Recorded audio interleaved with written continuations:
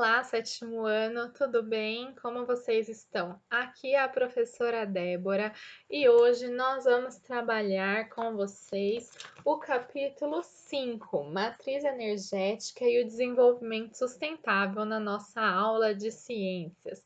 Nós vimos muita coisa sobre trabalho e energia e agora a gente vai ver que o homem, quando ele está se utilizando dos recursos da natureza para realizar o trabalho e obter energia, nem sempre ele se preocupa muito com a natureza. A gente pode ver aqui nessa imagem um aterro sanitário. E o que a gente pode observar aqui? A gente pode observar uma grande quantidade de lixo. A gente sabe que nós necessitamos de diversos recursos naturais no nosso dia a dia. A gente aprendeu recursos renováveis e não renováveis no capítulo anterior. A gente aprendeu combustíveis que a gente utiliza para que eles coloquem em movimento algumas máquinas térmicas que a gente tem no dia a dia, mas a gente usa milhares de recursos naturais. Por exemplo, a minha mesa é feita de madeira, um recurso natural, veio na natureza. Eu preciso de água para sobreviver, um recurso natural. A luz do sol é um recurso natural. Alguns recursos naturais que eu utilizo, eu acabo gerando resíduos. E onde vão parar esses resíduos? A gente pode chamar o resíduo de lixos. Muitas vezes vão parar nos aterros sanitários e eles podem ser descartados erroneamente pelo homem. E muitas vezes eu consumo os meus produtos sem pensar muito se eu estou consumindo em excesso ou não. Nós sabemos que nós vivemos na sociedade do consumismo. Eu não paro para pensar se eu realmente preciso de algo ou não. Eu simplesmente vou consumindo e não penso nos danos que isso pode produzir a longo prazo para o planeta como um todo e como que isso impacta o meio ambiente. E isso tem causado um grande problema ambiental. E foi a partir da análise do dano que isso tem causado ao planeta e ver como isso não tem sido viável, como tem sido insustentável, que o homem precisou pensar em um desenvolvimento sustentável. Não tem como a gente falar assim, não, vamos parar de se desenvolver, vamos estacionar o desenvolvimento e voltar a viver como homens da caverna. Não, não é assim, gente. Mas a gente tem que parar e pensar como continuar se desenvolvendo, mas levando em conta os impactos que a gente causa para o meio ambiente. E a gente vai estudar um pouquinho sobre isso nesse capítulo. Então, aqui, ó, na página 59, a gente pode ver aqui um cenário que merece atenção. A gente precisa sim conversar sobre isso. Ah, professora, mas eu não quero pensar sobre o impacto que eu estou causando no meio ambiente, que coisa chata. Por que a gente vai conversar sobre isso? A gente vai conversar sobre isso porque em 2000, no ano 2000, alguns cientistas começaram a fazer alguns estudos e eles perceberam que o homem estava começando a causar, se eles continuassem dessa forma, sem se preocupar com o meio ambiente e simplesmente retirando os recursos da natureza, da mesma forma que a gente estava retirando, a gente estava caminhando para o que eles chamaram da sexta grande extinção em massa. Já ocorreram na história da humanidade 5 grandes extinções, em massa. Uma delas eu tenho certeza que todos vocês conhecem. A extinção dos dinossauros ficou grandemente famosa pela extinção dos dinossauros. Não foram só os dinossauros que foram extintos, mas ficou famoso porque os dinossauros foram extintos. e nós estávamos caminhando para a sexta extinção em massa. E precisou parar e começar a pensar sobre isso. E a partir daí começou-se então a falar bastante sobre o desenvolvimento sustentável. E por que que a gente estava caminhando então para essa sexta, né, extinção em massa? E a gente vai caminhar para ela se a gente não parar para pensar nisso. Porque nós estávamos simplesmente, como mostra aqui nessa figura, desmatando uma floresta para criar gado, porque a gente quer carne para comer. Ou a gente derrubava uma área florestal porque eu quero plantar feijão, porque eu quero vender feijão. E daí eu derrubava uma floresta para isso. Ou porque eu contaminava o mar, eu contaminava o solo, eu contamino o ar, da maneira como eu bem entender. Por quê? Porque eu quero gerar lucro, dinheiro, capital, eu quero enriquecer. Então, o homem não pensava no próximo e na natureza, ele pensava apenas em si.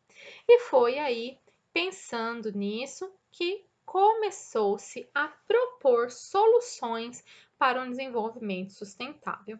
Nós vamos estudar nesse capítulo algumas atividades para a produção de energia humana. Nós sabemos que a maior parte das atividades que nós temos necessitam de energia, tá bom? E a gente vai começar a estudar sobre a energia que nós precisamos para nossas atividades. A gente chama isso de matriz energética e existem algumas soluções sustentáveis para isso. Então, né, a gente precisa saber que o conjunto de todas as fontes de energia que a gente pode utilizar, a gente vai chamar de matriz energética. E a gente tem que saber que a energia, ela pode ser transformada, distribuída e consumida para toda a população, tá bom? Aqui, lá na página, então, 60, a gente tem a matriz energética, então, conjunto de todas as fontes de energia que são produzidas e distribuídas em algum lugar do Brasil e do mundo. Então, aqui no Brasil, ó, a gente tem o conjunto de todas as formas de energia que a gente tem, que a gente usa aqui no Brasil. Quais são essas formas de energia que a gente usa aqui no Brasil? Petróleo, carvão mineral, gás natural, energia nuclear, biomassa, a gente aprendeu aí, né, os biocombustíveis, então, ó, cana, milho, madeira e outros, já aprendemos no capítulo anterior, hidráulica e outras fontes. Nessas outras fontes pode entrar a solar, a eólica, que a gente já conversou no capítulo anterior, e outros, um monte de outros, tá bom? Comparando aqui com a do mundo, tá bom? Então, a gente pode ver aqui no Brasil, é um gráfico em formato de pizza, mais ou menos, né? Parece mais um donuts, né? E aqui, ó, ele põe então as porcentagens e é em cores. Então, por exemplo, aqui o Brasil petróleo, que é o amarelo, o Brasil consome, né, de matriz energética do Brasil, em 2016, era esse gráfico, 36,5% da matriz energética do Brasil era petróleo.